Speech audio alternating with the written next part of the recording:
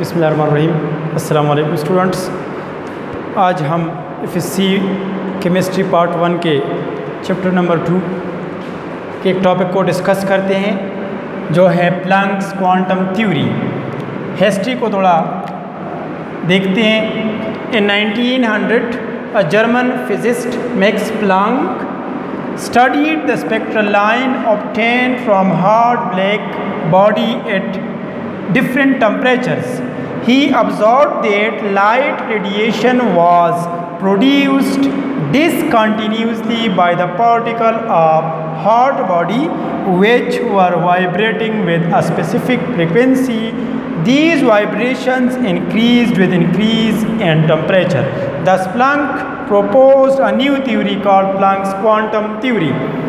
Max Planck ने 1900 में कुछ एक्सपेरिमेंट्स किए, ऑब्जर्वेशंस किए और उनने स्पेक्ट्रल लाइंस को, वो लाइंस जो किसी एटम या कंपाउंड को एक्साइट करने के बाद हासिल होते हैं in the form of light, spectral lines, उनको डिस्कस किया। हार्ड बॉडी, ब्लैक बॉडी के स्पेक्ट्रल लाइंस को उसने क्या किया, उसने ऑब्जर्व किया डिफरेंट टेम्परेचर पे और उसने ये देखा कि जो लाइट रेडिएशन इमिट हो रहे थे उस हॉट ब्लैक बॉडी से वो डिसकंटिन्यूसली हो रहे थे। मतलब वो मुतवातिर मुसलसल नहीं हो रहे थे, वो डिसकंटिन्यूसली पल्सेस की फॉर्म में, वो रिफ्लेक्सेस की फॉर्म में क्या हो रहे थे, इमिट हो रहे थे by the particle of hard body which were vibrating with specific frequency. और वो क्या होते हैं, वो पार्टिकल्स जो होते हैं, वो जो उसके अंदर पार्टिकल थे, वो पार्टिकल जब वाइब्रेट हो रहे थे तो लाइट को क्या कर रहे थे, इमिट कर रहे थे डिफरेंट फ्रिक्वेंसी पे। These vibration increase with increase in temperature, और उस पार्टिकल के वाइब्रेशन टेम्परेचर के साथ क्या हो रहे थे, इंक्रीज हो रहे थे। इसलिए क्या हुआ, प्लैंक ने एक दूसरी थ्योरी, एक नई थ्योरी प्रोपोज की जिसको कहते हैं प्लैंक्स क्वांटम थ्योरी। इसके पोस्टुलेट की तरफ आते हैं। Postulates of Planck quantum theory, postulates of Planck's quantum theory की तरफ आते हैं।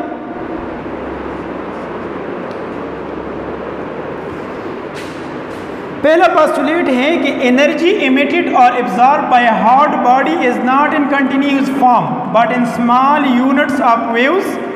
These unit waves are wave packets or pulses of energy are called quanta, singular quantum.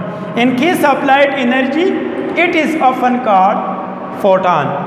Planck ने कहा कि जो एनर्जी इमिट होती है किसी ब्लैक बॉडी से, या कोई ब्लैक बॉडी अगर एनर्जी को एब्जॉर्ब करता है तो एनर्जी कंटिन्यूसली ना इमिट करता है ना एनर्जी कंटिन्यूसली क्या करता है, एब्जॉर्ब करता है। वो एनर्जी किस फॉर्म में, स्मॉल वेव्स के फॉर्म में या पैकेट्स के फॉर्म में, बंडल्स के फॉर्म में क्या करता है, वो एनर्जी को इमिट या एब्जॉर्ब करता है पल्सेस के फॉर्म में।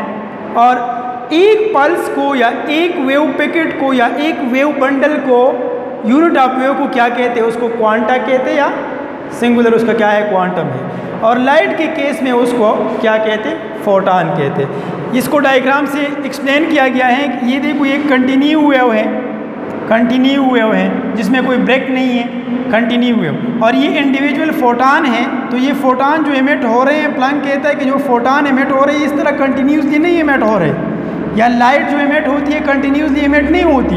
ये इन द फॉर्म ऑफ क्या होती है, in the form of individual photon या एनर्जी पैकेट्स या बंडल्स या वेव यूनिट के फॉर्म में क्या होते हैं, इमिट होते हैं, जिसको क्या कहते हैं, क्वांटा या फोटॉन कहते हैं। दूसरा पोस्टुलेट है कि एनर्जी एसोसिएटेड विद क्वांटा, इस एक इंडिविजुअल क्वांटा के साथ जो एनर्जी है या इसकी जो एनर्जी है या इसके साथ जो एनर्जी एसोसिएटेड है is directly proportional to the frequency nu of the radiation. ये किसके डायरेक्टली प्रोपोर्शनल है, frequency nu of the radiation. उस रेडिएशंस की जो फ्रीक्वेंसी होगी उसकी एनर्जी उसको क्या होगी, डायरेक्टली प्रोपोर्शन होगी, जिसको मैथमेटिकल एक्सप्रेशन से एक्सप्लेन किया गया है। Energy is directly proportional to nu frequency or energy is equal to h nu. H is Planck constant which has a value of 6.626 to 10 to the exponent minus 34 joule second. ये Planck constant है। तो ये है postulate. Next postulate की तरफ चलते हैं। Next planks कहता है कि frequency of the radiation, frequency of the radiation, जो रेडिएशन की फ्रीक्वेंसी है,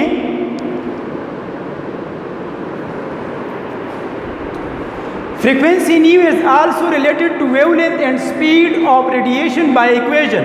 इस इक्वेशन की मदद से हम स्पीड ऑफ लाइट को, फ्रीक्वेंसी और वेवलेंथ ऑफ रेडिएशन को क्या कर सकते हैं, रिलेट कर सकते हैं। इसमें सी स्पीड ऑफ लाइट है, लैम्डा जो है वेवलेंथ ऑफ रेडिएशन है। थर्ड पोस्टुलेट है a body can emit or absorb either one quantum or any whole number multiple of this unit. कहता है प्लैंक कि कोई भी बॉडी इमिट करता है या एब्जॉर्ब करता है एक क्वांटम को या मल्टीपल ऑफ दिस क्वांटम को। इधर देखो, energy is equal to NH nu. n is the number multiple, whole number multiple. H is the Planck constant, is nu is the frequency. n may be 1, 2 or 3. It mean energy is quantized. इसका मतलब है कि energy quantized है। अगर energy quantize ना होती तो फिर 1, 2, 3 ये होल नंबर मल्टीपल ना होता। ये कंटिन्यूसली क्या करता है, एनर्जी को एमिट करता है। पोस्टुलेट विद डेरिवेशन, इसको आप प्रूफ करते हैं कि कैसे एनर्जी बराबर है E is equal to hc nu. Energy कैसे बराबर है, स्पीड ऑफ लाइट और वेव नंबर ऑफ रेडिएशन के। तो इसके लिए कुछ टर्मिनोलॉजीज को एक्सप्लेन करते हैं। उसमें सबसे पहला टर्मिनोलॉजी जो है वो क्या है, वेव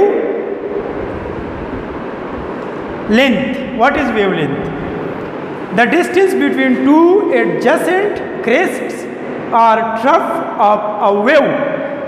किसी भी वेव के दो एडजेसेंट, दो साथ जो होते हैं क्रेस्ट या ट्रफ के दरमियान डिस्टेंस को क्या कहते हैं, उसको वेवलेंथ कहते हैं। इसको डिनोट किया जाता है, denoted by Greek letter lambda. ये लैम्डा की सिंबल है, इससे रिप्रेजेंट किया जाता है वेवलेंथ को एंड एक्सप्रेस्ड इन, और इसको एक्सप्रेस किया जाता है सेंटीमीटर, मीटर या एंगस्ट्रॉम और नैनोमीटर में। 1 एंगस्ट्रॉम जो है 10 टू द एक्सपोनेंट -7 सेंटीमीटर के बराबर है और 1 नैनोमीटर बराबर है 10 टू द एक्सपोनेंट -9 मीटर का। ये देखो एक डायग्राम से इसको वेवलेंथ को एक्सप्लेन किया है। ये मिसाल के तौर पर लेट सपोज एक वेव है, तो इस वेव की जो क्रेस्ट हैं, एडजेसेंट क्रेस्ट हैं या एडजेसेंट इसकी क्या है, इसको ट्रफ कहते हैं और इसको क्या कहते हैं, क्रेस्ट, ये है ट्रफ। तो इन दो क्रेस्ट के दरमियान जो फासला है उस फासले को क्या कहते हैं, उसको वेवलेंथ कहते हैं। या दो ट्रफ के दरमियान जो फासला है उस फासले को क्या कहते हैं, उस डिस्टेंस को क्या कहते हैं, उसको वेवलेंथ कहते हैं। नेक्स्ट है frequency. What is frequency? Frequency पहले भी आपने सुना होगा कि फ्रीक्वेंसी क्या है। फ्रीक्वेंसी न्यू से इसको रिप्रेजेंट किया जाता है, the number of waves which pass through a given point in 1 second. एक सेकंड में जितने नंबर ऑफ वेव, जितने वेव्स एक पॉइंट से पास होते हैं उसको फ्रीक्वेंसी कहते हैं। Denoted by letter nu and its unit at hertz. HZ hertz इसकी यूनिट है। मिसाल के तौर पर देखो, ये एक पॉइंट है, इस पॉइंट से कितने वेव्स पास होते हैं 1 सेकंड में, इसको कहते हैं फ्रीक्वेंसी। स्पीड, द स्पीड और velocity of wave is the distance through which a particular wave travel in 1 second. एक सेकंड में किसी डिस्टेंस से कोई पर्टिकुलर वेव ट्रेवल करता है, जितना जितना वो ट्रेवल करता है उसको क्या कहते हैं, उसको स्पीड कहते हैं। द स्पीड और velocity of wave is the distance through which a particular wave travel. जी कितना डिस्टेंस उसने कवर किया है 1 सेकंड में। एक वेव जा रहा है तो एक सेकंड में वो कितना फासला कवर कर रहा है, इसको क्या कहते हैं, speed of the wave. Denoted by C and expressed in metre per second. इसको क्या किया जाता है, C से रिप्रेजेंट किया जाता है और एक्सप्रेस किया जाता है, जाहिर किया जाता है कौन सी यूनिट में, metre per second. The velocity of light जो है is 3 times 10 to the exponent 8 metre per second in vacuum. Vacuum में स्पीड ऑफ लाइट क्या है, इतनी है। इसका मतलब ये है कि इतने नंबर ऑफ वेव्स क्या करते हैं, ट्रेवल करते हैं 1 सेकंड में। Wave number new bar, it is the number of wave per unit length. एक यूनिट लेंथ में कितने वेव हैं, एक यूनिट लेंथ में कितने वेव है। मिसाल के तौर पर ये लेंथ है 1 यूनिट, तो इसके अंदर कितने वेव्स हैं, कितने वेव्स आ रहे हैं। यहाँ से यहाँ अगर इस पर स्केल रखा जाए तो 1 मीटर या 1 नैनोमीटर या 1 सेंटीमीटर लेंथ में कितने वेव्स हैं। अगर नंबर ऑफ वेव्स क्या है इसमें ज़्यादा है तो इसका मतलब है कि वेवलेंथ क्या है, कम है। अगर नंबर ऑफ वेव्स इस सेंटीमीटर मीटर में क्या है, कम है, तो इसका मतलब है कि वेवलेंथ क्या है, ज़्यादा है। तो एक यूनिट लेंथ में, यूनिट लेंथ का मतलब है कि 1 मीटर लेंथ में कितने वेव्स हैं, या 1 सेंटीमीटर लेंथ में कितने वेव्स हैं, या 1 नैनोमीटर लेंथ में कितने वेव्स हैं, उसको क्या कहते हैं, wave number. This is reciprocal of wavelength denoted by nu bar. इसको न्यू बार से रिप्रेजेंट किया जाता है। और ये क्या है, ये reciprocal of the wavelength. Lambda is equal to 1 over nu bar और nu bar is equal to 1 over lambda, इसका रेसिप्रोकल। इसका मतलब है कि अगर वेवलेंथ ज़्यादा है तो वेव नंबर क्या होंगे, कम होंगे। अगर वेव नंबर ज़्यादा है तो वेवलेंथ कम होगी, जैसा कि मैंने यहाँ पे एक्सप्लेन कर दिया। अब उस इक्वेशन को प्रूव करते हैं कि how E is equal to H C nu बार।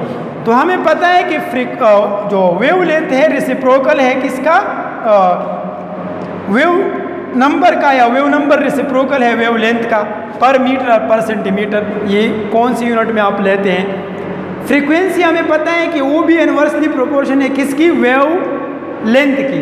अगर वेवलेंथ ज़्यादा है तो 1 पॉइंट से 1 सेकंड में कम वेव्स पास होंगे, अगर वेवलेंथ कम है तो 1 पॉइंट से 1 सेकंड में ज़्यादा वेव्स पास होंगे। तो इसका मतलब है कि फ्रीक्वेंसी और वेवलेंथ का क्या है, इनवर्स रिलेशन है।